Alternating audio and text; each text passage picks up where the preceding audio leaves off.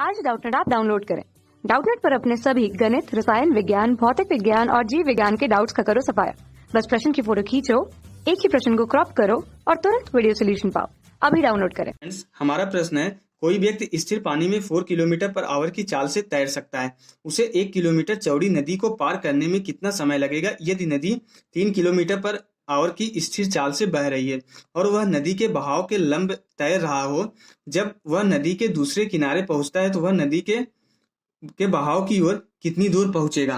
Okay, question क्या बोल रहा है हम जो इस फिगर के थ्रू समझते हैं। ये हमारी कोई नदी है जो कि हमारी जो है इस दिशा में नदी बह रही है और हमारा ये कोई व्यक्ति है जो हमारी नदी की चाल इस दिशा में जो है कितना 3 किलोमीटर पर आवर है और हमारा कोई व्यक्ति जो है इस नदी को पार करना चाहता है जिसके बीच की दूरी यहाँ पे ए से बीच की दूरी कितनी दी गई है 1 किलोमीटर पर आवर दिया गया है।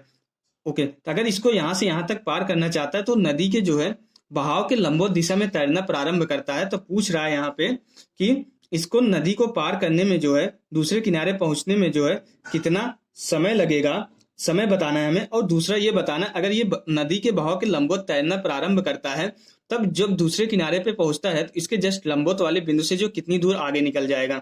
ओके, तो अब जो क्वांटिटी दी गई है नोट कर लेते हैं। सबसे पहले A B 1 kilometre per hour दिया गया है। क्वेश्चन में दिया है ये हमारी ए बी जो है नदी की चौड़ाई है। नदी की चाल अगर वी आर से इसको मान ले, नदी की चाल ये कितना दिया गया है 3 किलोमीटर पर आवर दिया गया है। आदमी की चाल अगर हम वी एम मान ले तो ये कितना दिया गया 4 किलोमीटर पर आवर दिया गया है।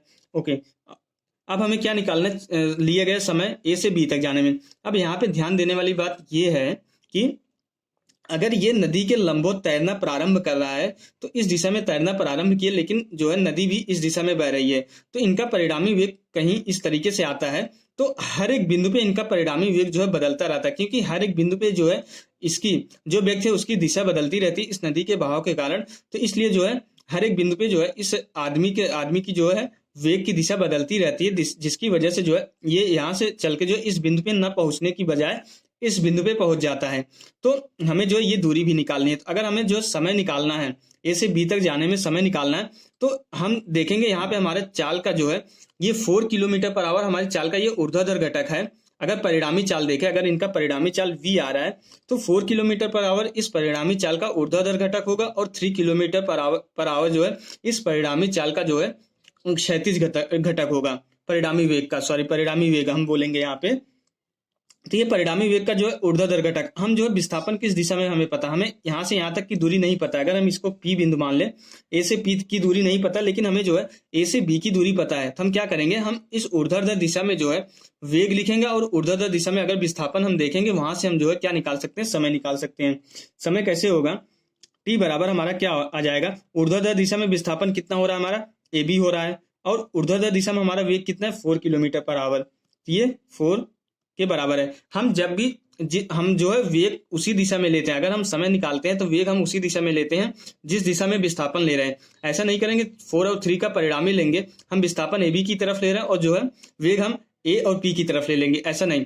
जिस दिशा में अगर हमें विस्थापन निकालना है हम उसी दिशा में वेग लेंगे। अगर हमें ए बी दिशा में विस्थापन पता है तो हम समय आसानी से निकाल सकते हैं। कैसे, टी बराबर ए बी डिवाइडेड बाई 4 हो गया। ए बी हमें पता है कितना है 1 किलोमीटर के बराबर है, डिवाइडेड बाई 4 हो गया 4, ये जो है 4 किलोमीटर पर आवर है। तो यहाँ से हमारी जो समय लगेगा 1/4 आवर लगेगा। तो अगर हम 1/4 घंटा, अगर इसको हम मिनट में कन्वर्ट करना चाहे तो 1/4 × 60 कर देंगे तो ये कितना हो जाएगा 15 मिनट लेगा। ओके, तो नदी को पार करने में उसे कितना समय लगेगा 15 मिनट। ये फर्स्ट क्वेश्चन हमारा सॉल्व होगा। दूसरा में ये निकालना, डी निकालना, ये जो सामने वाले बिंदु से जो है कितनी दूर आगे निकल जाएगा। तो अब अगर हम यहाँ पे देखें हमें विस्थापन किस दिशा में लेना है, क्षैतिज दिशा में, तो वेग भी हम क्षैतिज दिशा में लेंगे। अब हमें समय पता चल गया कि ये जो है ये कितनी देर में जो है नदी को पार कर रहा है, मीन्स कितनी देर तक ये गति कर रहा है, इस टी समय तक 15 मिनट तक गति कर रहा है।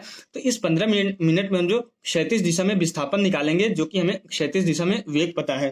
तो यहाँ पे हमारा जो है क्षैतिज दिशा में विस्थापन डी बराबर हो जाएगा हमारा, कितना हो जाएगा, क्षैतिज दिशा का वेग कितना है, ये जो है वी आर इंटू जो है समय तो वही लग रहा है, जितना यहाँ से यहाँ तक पहुंचने में समय लगेगा उतना बी से पी तक ही पहुंचने में समय लगेगा क्योंकि तैर तो उतने ही टाइम के लिए रहा है।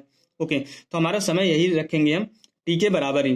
तो यहाँ से हमारी जो दूरी आ जाएगी डी बराबर हो जाएगी वी आर कितना दिया गया 3 किलोमीटर पर आवर दिया गया है इंटू जो है समय हमारे कितना आया था, t बराबर 1/4, हम जो है 1/4 आवर लिखेंगे, तो आवर घंटे घंटे से कैंसिल हो जाएगा, तो हमारे d की वैल्यू कितनी आएगी, 3/4 किलोमीटर के बराबर आएगी। अब अगर इसको हम मीटर में कन्वर्ट करना चाहें तो d बराबर हो जाएगा हमारा 3/4 इंटू 1000 के बराबर हो जाएगा। यहाँ से 3/4 इंटू 1000 हो गया। अब इसको जो है सरल करेंगे तो ये कितना आएगा, लगभग ये जो है d की वैल्यू जो आएगी 750 मीटर के बराबर हो जाएगा। तो यही हमारा आंसर हो जाएगा। हमारा समय कितना लगेगा नदी को पार करने में, 15 मिनट लगेगा। और जो है नदी के बहाव जो है उस लंबवत बिंदु से जो है b से कितनी दूरी बहाव के कारण जो कितनी दूरी आगे निकल जाएगा, 750 मीटर के बराबर। ये हमारा आंसर हो गया। Okay, thank you. कक्षा 6वीं से 12वीं से लेकर नीट, IIT, JEE वो एडवांस के लेवल तक 1 करोड़ से ज्यादा छात्रों का भरोसा। आज ही डाउनलोड करें डाउटनेट ऐप या व्हाट्सएप करें अपने सारे डाउट्स 8400 400 400 पर।